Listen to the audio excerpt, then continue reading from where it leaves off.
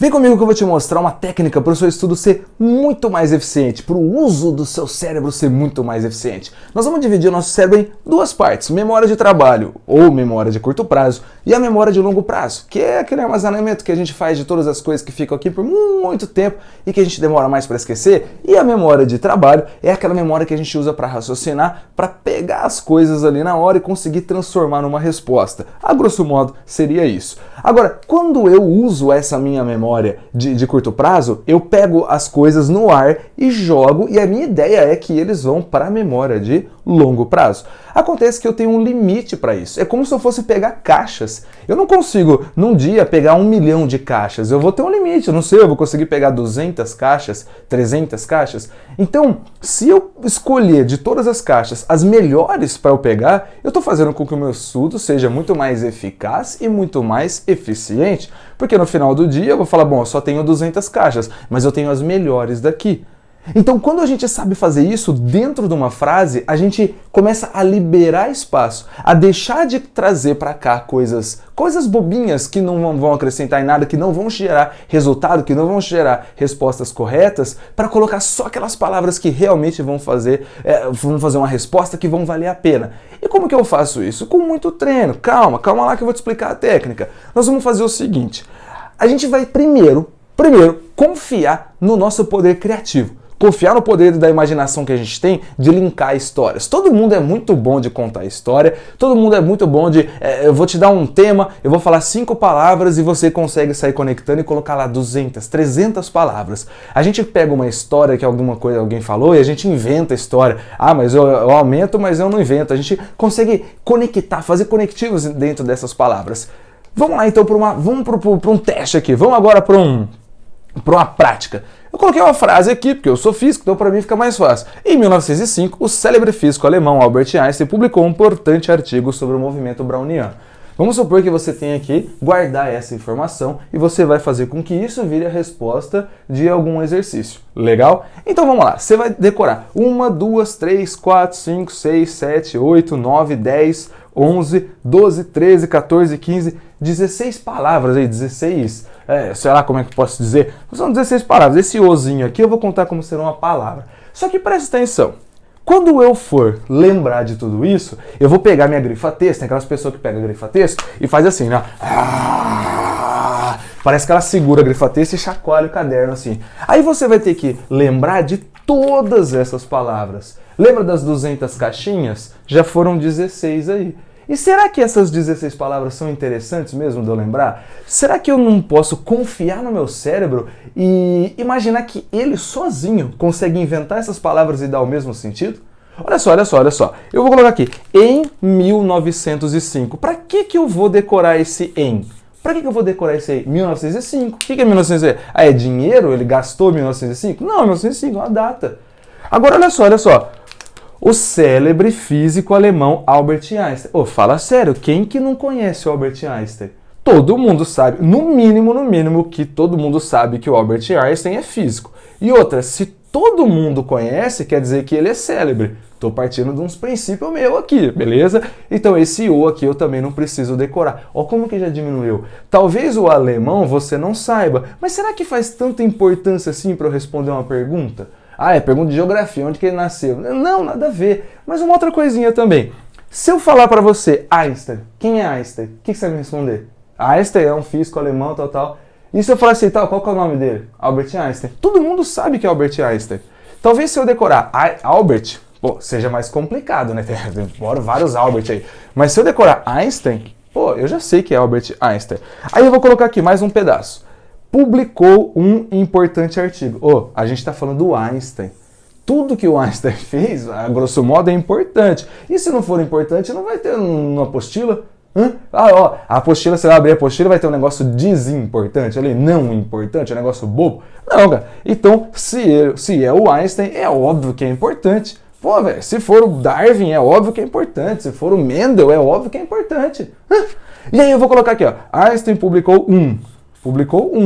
Não tá artigos, né? Tá artigo, então é já era. Sobre, nenhum artigo é à toa, é sobre alguma coisa, sobre o que é o. Não preciso também. Então aqui, 1905, Einstein publicou, e aí eu até tiraria esse publicou também. Porque artigo, o que a gente faz com artigo? Ou você publica ou você lê. Ou você publica ou lê. Será que eu teria uma notícia falando que o Einstein leu um artigo? Cara, hoje em dia a gente faz muito isso, né? Eu leio um livro e posto. Eu leio tudo que eu faço, eu posto. Mas na época dele não fazia isso, não tinha selfie, né, gente? Então até o publicou eu vou cortar. Até o pobre do publicou aqui eu vou cortar. Então o que sobrou? 1905, a data, talvez seja importante. Einstein, artigo, movimento browniano. Agora pega, faz a contagem. Quantas palavras? 1905, 1, Einstein, 2, artigo 3, movimento 4, browniano 5. Então, daquelas 16 caixinhas que eu tinha, eu escolhi 5. Agora vamos pensar lá, 1905, Einstein, artigo, movimento browniano. Aí você vai lá pegar as perguntas, é óbvio que não vai ser uma pergunta sobre isso, né? É óbvio que não vai ter uma pergunta sobre isso, o que o Einstein fez. Mas, na sua cabeça, tem 1905, aí vai ter também lá Einstein, aí vai ter lá a palavrinha publicou não, a gente cortou o publicou, né? Um artigo, e aí o movimento browniano. Nessa hora você até pensa no quê? Num brownie, né?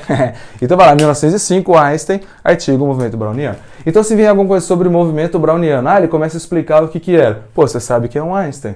Ah, mas o Einstein fez o quê? Pô, ele publicou um artigo. Então você consegue criar vários conectivos que juntam essas palavras e volta naquela frase lá. Muito mais ainda, você consegue criar várias outras frases com isso daqui. E com certeza você vai conseguir colocar naquela resposta. Agora, eu passei de 16 para 5 palavras. Vamos supor que você treine e consiga passar de 16 para 13. Depois você vai conseguir para 11, depois para 5. Cara, a hora que eu chego daqui para cá, um terço das palavras. É como se você conseguisse no final do dia aprender 3 vezes mais. Por quê? Porque você pegou só as palavras mais importantes, as palavras-chave. Então fazer esse treino da palavra-chave é muito importante. Fazer nossos resumos é muito importante. Agora vamos imaginar na hora de fazer a nossa revisão. Imagina que eu tenho que revisar, minha revisão de sociologia tem 3.000 palavras, porque eu só grifei. Quanto tempo que eu vou demorar para fazer essa revisão? Agora pega uma revisão que eu coloquei só as palavras-chave e ao invés de 3.000 eu tenho 200 palavras. Quanto tempo que eu faço uma revisão? Então num sábado que eu conseguiria, se eu grifasse tudo eu ia rever uma única matéria, eu consigo rever 10 matérias. Então o que a gente tem que fazer aqui? Ter a confiança de que muitas palavras a gente vai achar. Aí você me pergunta assim, mas e como que eu vou ter essa confiança? Simples, faz o teste. Exatamente agora. Pega aí o seu livro de biologia, faz exatamente a mesma coisa. Pega aquelas coisas que você grifou, não dá para desgrifar, né? Mas puxa algumas palavrinhas, coloca tudo no papel. Vai de novo, puxa palavrinhas, faz só um papelzinho com as palavras-chave. Aí você vai nos exercícios. Vai lá nos exercícios, tenta fazer 1, 2, 3, 4. Vamos supor que só com aquelas palavras você conseguiu acertar 7 exercícios de 10. 7 de 10. E daqueles 3, você fala, nossa, faltou palavras para eu conseguir responder essas 3. Essas palavras eu não anotei. E aí você inclui. Nesse momento, você está aprendendo quais são as palavras importantes. Então pensa, essas palavras eu acertei 7.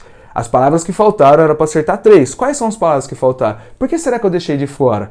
Opa, então eu vou prestar atenção mais para próximo. No outro dia, na terça-feira, quarta-feira, você vai fazer isso com história, filosofia, sei lá, faz a mesma coisa, pega as palavras e vai lá e testa. Aí você fala, opa, de novo eu deixei aquela palavrinha de fora, importante. E aí você vai fazendo o quê? Você vai chegando próximo aqui dos 5.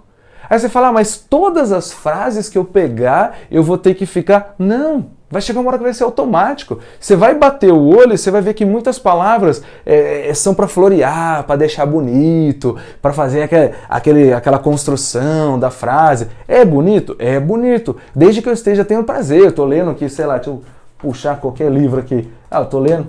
Vai. Por isso que eu falei o desimportante. Estou lendo Alice no País das Maravilhas. É muito legal... Não, já terminei. É muito legal você vendo a construção das frases. Mas se eu fosse ter que decorar esse livro, eu tô ferrado. Então o que eu faço? Eu decoro algumas coisinhas só, algumas palavras. Legal? Então, esse é um exercício para você abrir espaço na sua cabeça, aprender realmente o que é bom.